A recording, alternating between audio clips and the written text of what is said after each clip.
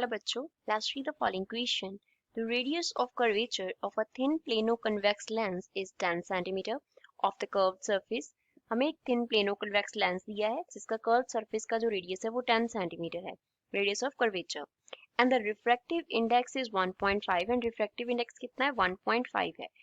Question में बोला है if the plane surface is silvered, अगर प्लेन सरफेस को हम सिल्वर कर दें, मींस एक तरफ से उसको क्या कर दिया, सिल्वर्ड कर दिया, तो जो हमारे पास लेंस था वो क्या बिहेव करेगा, it will behave like a concave mirror of focal length.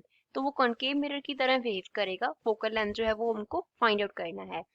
So first of all we will talk about the key concept used in the question. इस क्वेश्चन में क्या की कॉन्सेप्ट यूज हो रहा है. क्वेश्चन में हमें क्या दिया है, प्लेनो कॉन्वेक्स लेंस दिया है, plano convex lens. Plano convex lens जो होता है उसको हम कैसे बनाते हैं, उसका एक जो सरफेस है वो इस तरीके से प्लेन होता है, दूसरा सरफेस क्या होता है, कर्व्ड होता है. जो कर्व्ड सरफेस है वो कॉन्वेक्स लेंस की तरह बिहेव करता है और दूसरा सरफेस जो है वो प्लेन हो गया, तो ये बन गया प्लेनो कॉन्वेक्स लेंस.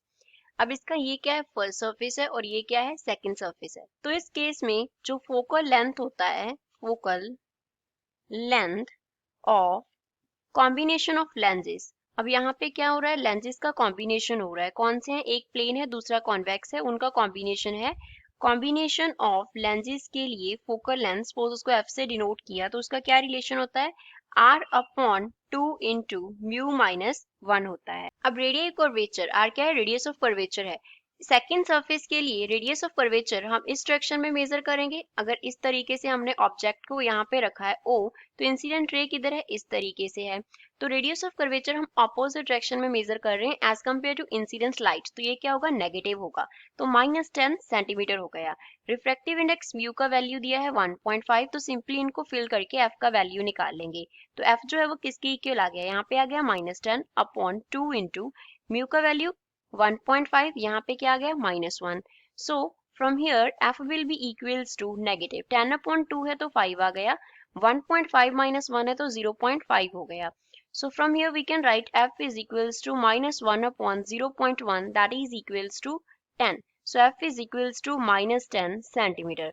अब यहाँ पे जो फोकल लेंथ है वो नेगेटिव आ रहा है, फोकल लेंथ क्या आ रहा है, नेगेटिव आ रहा है. और किसके लिए हमारे पास नेगेटिव फोकल लेंथ होता है, कॉनकेव मिरर के लिए, कॉनकेव मिरर के लिए. दैट मीन्स जो हमारे पास कॉम्बिनेशन ऑफ लेंसेज था वो कॉनकेव मिरर की तरह बिहेव करेगा, जिसका जो फोकल लेंथ एंड मैग्नीट्यूड वो कितना होगा, 10 सेंटीमीटर होगा. सो 10 centimetre is the final answer for the given question.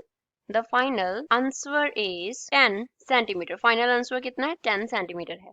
I hope you understood 12. Thanks.